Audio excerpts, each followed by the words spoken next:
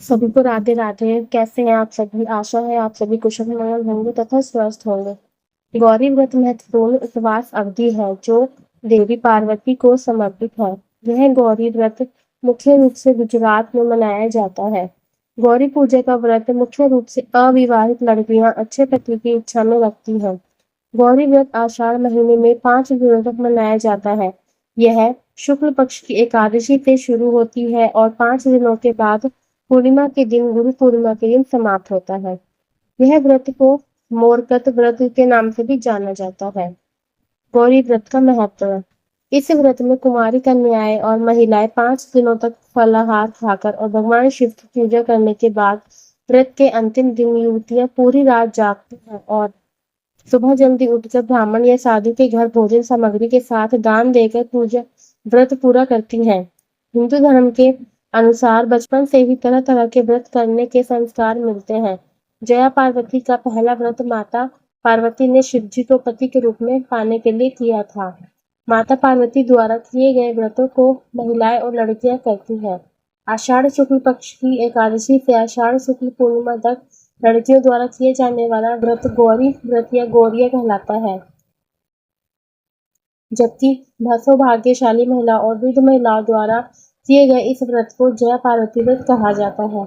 इस व्रत को करने से पति के स्वास्थ्य में सुधार होता है, बच्चों के स्वास्थ्य में वृद्धि होती है। यह व्रत आषाढ़ सूर्य तेरस से आषाढ़ सूर्य बीज तक 5 दिनों तक चलता है।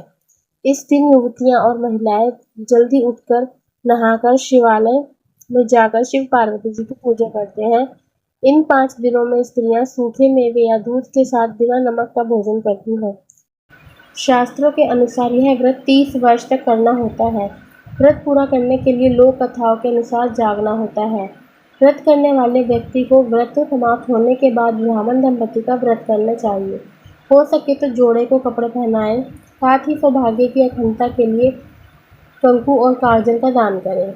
जिस घर में लड़कियां और महिलाएं व्रत करती हैं, यह वाला व्रत करती हैं, वह घर खुशियों से भर जाता है। इस व्रत के अंतिम दिन कुंवारी कर लड़कियां अपनी और महिलाएं जागती हैं। अत्यंत संस्कारी और अच्छे पति की चाहत रखने वाली कन्या या कुंवारी युवतियां यदि इस व्रत को शास्त्रों के अनुसार बड़ी श्रद्धा से करती हैं तो उसके मन की मनोकामना पूर्ण होती है। माँ पार्वती हमेशा उन पर अपना आशीर्वाद बनाए रखती हैं।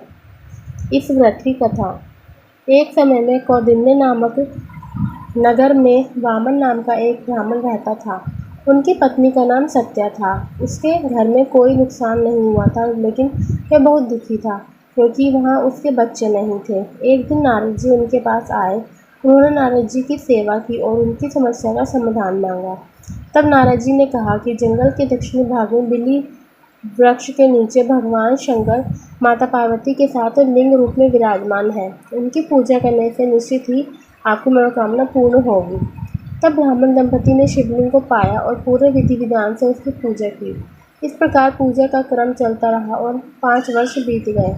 एक दिन जब वह ब्राह्मण पूजा के लिए फूल चुन रहे थे, उन्हें एक सांप ने काट लिया और जंगल में गिर गए। ब्राह्मण नहीं लौटा तो उसकी पत्नी उसे खोजने निकल पड़ी।